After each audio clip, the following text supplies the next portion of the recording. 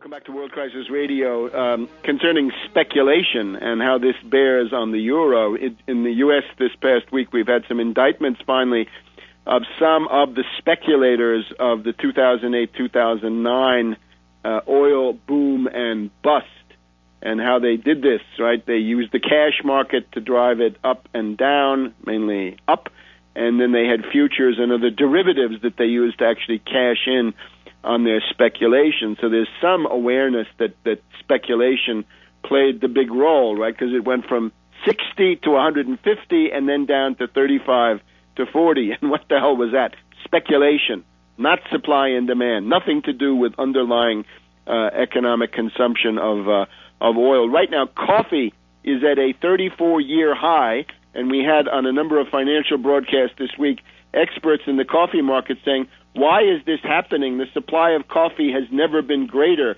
There is no supply problem. Notice, of course, with oil, they say, oh, it's because the Libya supply has been cut and people are worried about Saudi Arabia. Well, coffee, there is no such consideration, and nevertheless, it is going through the roof. So commodity speculation, futures, index futures, i.e. derivatives, are the nature of the problem. So this is what I would say to our friends in the Eurozone, people who are concerned about the fate of human civilization. First of all, turn away from fetishism of money. This is a petty bourgeois fetish. We want sound money, or our tax dollars shouldn't go to Greece. This is ridiculous. Our euros shouldn't go to Greece. They're not going to Greece. They're going to Deutsche Bank. They're going to Societe Generale. They're going to Barclays Bank. These were never bailouts of countries. These are bailouts of banks. Fight the banks. Don't become an enemy of the Greeks. Become an enemy of the banks. And how do you do that? You're going to have to fight speculation sooner or later. That is what has changed. The speculative rampage that started 1999-2000 with the legalization of derivatives finally and their complete rehabilitation in the United States has created a different world. You can't go home again. There is no way back to the drachma or the D-mark or the lira or the French franc or any of these other things.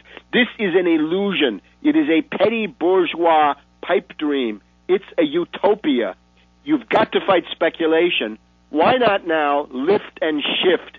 Put the euro question aside for a minute. Fight speculation. Soon enough, you'll be engaged in a fight with the leadership of the European Central Bank, Monsieur qui triche, the cheater, Monsieur Trichet, and his successor, whoever that is. These people, this is what you've got to worry about. This is what's wrong with the euro, is the fact that it's run by this private clique of unaccountable bankers, and that the policies, frankly, are not made in something like the European Parliament. Why is the European Parliament such a joke? Yeah, because it has no power. We know this stuff in the United States. When you go from the Articles of Confederation and a Congress which is a joke to a system that actually has some power, you begin to get somewhere. So where's the Alexander Hamilton? Where are the actual federalists of Europe capable of proposing a federal structure instead of this congeries that is not getting anywhere? But now, what is the specific program? And I'm thinking also of you kids in Spain, right? You guys there in the Plaza Mayor or whatever that was.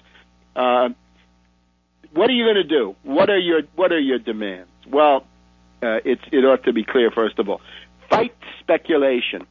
Seize the zombie banks. Not even nationalize it. Most of these have to be liquidated. These are black holes. They are filled with derivatives, collateralized debt obligations, credit default swaps. Shut down the zombie banks. Put them through forced liquidation and get your shredder ready and get your delete button ready, because all of the derivatives must be wiped off the face of the earth. Get your laser guided derivative shredder going. You've then also got to put severe limitations on the ability of the hedge fund hyenas to act, the locust funds, and all the rest of this. You've got to institute a Europe-wide Tobin tax. Here we call it the Wall Street sales tax. We can think of something to call it for Europe. But this does not go to the IMF. It does not go to the World Bank. This goes into the coffers of the countries that are interested in order to maintain the social safety net in those countries. You've also got to ban, obviously you've got to ban credit default swaps. If those are insurance, well, you didn't register to be an insurance company. It's illegal. If they're gambling, gambling is illegal outside of the casino in Monte Carlo, one hopes. So you've got to ban credit default swaps and ban collateralized debt obligations. Other derivatives taxed at the rate of 1%. You've got to re-regulate the commodities markets to prevent speculation. And you've got to do some of the things that Germany already did, but the banning of naked use of derivatives and related things. So you need a comprehensive anti-speculation, anti-zombie bank, anti-hedge fund hyena package.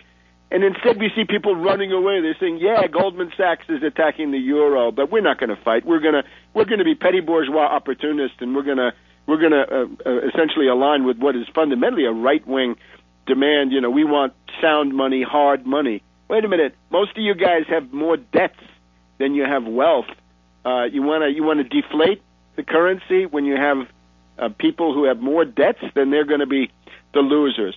The second point is a big one. You've got to seize the European Central Bank, and you've got to run it in the public interest. And we need obviously develop some new terminology for this, but it would be the equivalent of a national bank. It would be a European bank, and the purpose of it would be to issue 0% emergency recovery credit loans for infrastructure, for productive activity, for exports in particular, for manufacturing, for mining, for physical, tangible commodity production, merchandise, manufacturing, but not for financial speculation. I guess it goes without saying, I should stress it, no more bailouts.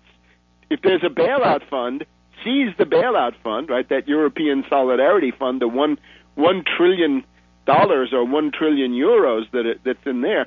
Use that for productive investment, right? Start building the Gibraltar to Africa bridge tunnel combination, do the Italy, Sicily, Tunis one, do the one that goes through Palestine and Israel. That'll be the key to starting your peace program for that part of the world. And then take it all the way down to Dakar, Djibouti on either side. Do a Dakar to Djibouti across there, and eventually you'll get to Cape Town and Johannesburg. So start the obvious, and then, of course, same thing from Paris to Beijing, from Paris to Vladivostok, a maglev high-speed rail line. And all the related stuff that's now been sitting there for the past 10 or 12 years, since for 20 years now, since the fall of the communist regime. So you also want to go with a European space program. You want to go with a European biomedical research program. You want to go with a European high-energy physics program. So that's what you're going to be using your 0% European credit for. So really that's the third point. Again, anti-speculation, number one, seize the European Central Bank, and thirdly then, and institute the 0% policy, but for productive purposes only. Your third one is your infrastructure program, your equivalent of the Works Progress Administration, Public Works Administration. What's your goal? Well, your goal is productive employment, the one thing that these petty bourgeois critics of the euro never seem to talk about very much, but it's got to be the centerpiece of the entire thing. Your problem is not debt. Your problem is unemployment, similarly to here in the United States. And the way that you've got to do this is to take a look at the unemployment, and you got to get to full employment in Europe, which we probably have not had. Well, it's not clear when the last time was, if ever. But full employment is the goal. Back in a minute.